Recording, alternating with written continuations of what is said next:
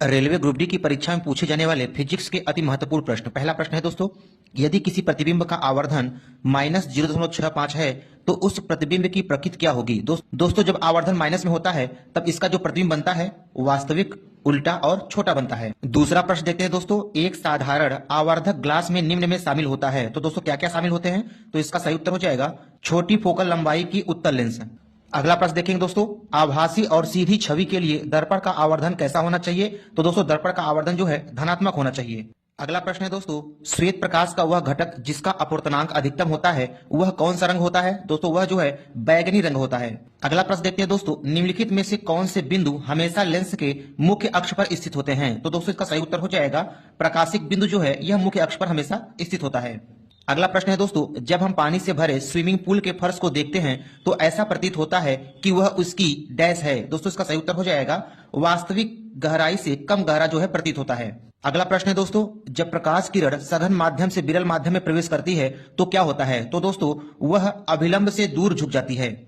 अगला प्रश्न है दोस्तों, सूर्य से आने वाली किरणें वायुमंडल द्वारा अपवर्तित होती हैं, इसके कारण आभासी सूर्यास्त वास्तविक सूर्यास्त से लगभग डैश होता है। तो दोस्तों जो आभासी सूर्यास्त होता है वह वास्तविक सूर्यास्त से लगभग 2 मिनट बाद होता है।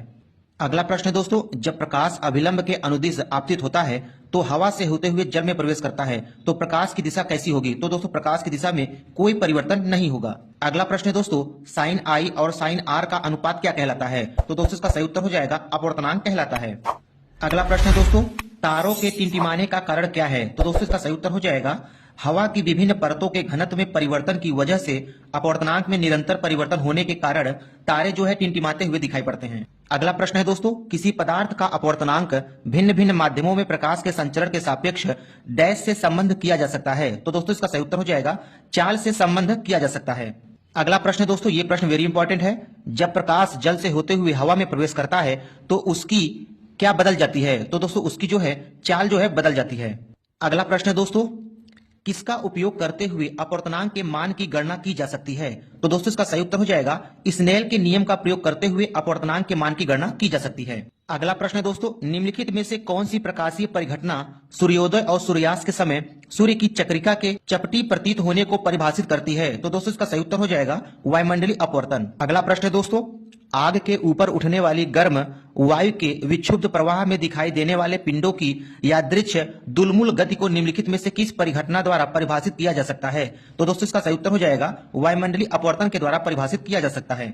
अगला प्रश्न है दोस्तों, बैगनी, हरा, नारंगी और पीले रंगों में से किस रंग का अपवर्तनांक सबसे कम होता है। तो दोस्तों इसका सही उत्तर हो जाएगा नारंगी रंग का अपवर्तनांक सबसे कम होता है। अगला प्रश्न है दोस्तों, रात्रि में तारे डैश के कारण टिमटिमाते हुए दिखाई देते हैं। तो दोस्तों इसका सही उत्तर हो जाएगा तारों के प्रकाश के वायुमंडलीय अपवर्तन के द्वारा। अगला प्रश्न है दोस्तों, यदि अपवर्तनांक का मान बढ़ता है तो क्या होता है। दोस्तों जब अपवर्तनांक का मान बढ़ता है तो प्रकाश की दिशा में विचलन बढ़ जाता है। अगला प्रश्न है दोस्तों, जल में डुबोए जाने पर कोई छड़ पात्र के अंतरापृष्ठ पर चिपटी हुई प्रतीत होती है तो यह जो है किसका एक उदाहरण है। दोस्तों इसका सही उत्तर हो जाएगा प्रकाश के अपवर्तन के कारण जो है चिपटी दिखाई देती है। अगला प्रश्न है दोस्तों, बारिश की बूंदों के माध्यम से सूर्य के प्रकाश के अपवर्तन के कारण एक इंद्रधनुष देखा जाता है तो इसका अर्थ यह है कि। तो दोस्तों इसका सही उत्तर हो जाएगा सूर्य की रोशनी बहुरंगी है। अगला प्रश्न है दोस्तों, वायुमंडलीय अपवर्तन के कारण क्षितिज के निकट देखे जाने पर किसी तारे की आभासी स्थिति उसकी वास्तविक स्थिति से थोड़ी क्या होती है दोस्तों, ऊंची होती है और यह आभासी स्थिति बदलती रहती है जिसके परिणाम स्वरूप तारे टिमटिमाते हैं। अगला प्रश्न है दोस्तों, एक चम्मच जो टेढ़ा दिखाई देता है किसका उदाहरण है। दोस्तों इसका सही उत्तर हो जाएगा अपवर्तन का उदाहरण है। अगला प्रश्न है दोस्तों, किसी भी माध्यम का पूर्ण अपवर्तक सूचकांक हमेशा कितना होता है। तो दोस्तों इसका सही उत्तर हो जाएगा 1 से अधिक होता है। और दोस्तों अपवर्तनांक का सूत्र क्या होता है, निर्वात में प्रकाश की चाल बटे माध्यम में प्रकाश की चाल होता है। अगला प्रश्न है दोस्तों, हीरा का निरपेक्ष अपवर्तनांक कितना होता है। तो दोस्तों हीरा का निरपेक्ष अपवर्तनांक 2.42 होता है। वायुमंडलीय अपवर्तन के कारण सूर्योदय और सूर्यास्त में लगभग डैश तक की देरी हो सकती है। तो दोस्तों इसका सही उत्तर है 2 मिनट तक की देरी हो सकती है। अगला प्रश्न है दोस्तों, सूर्य के वास्तव में क्षितिज के ऊपर से गुजरने और हमारे द्वारा पृथ्वी पर इसकी छवि देखे जाने में सक्षम होने के बीच का समय अंतराल कितना है। तो दोस्तों इसका सही उत्तर हो जाएगा 2 मिनट का समय अंतराल है।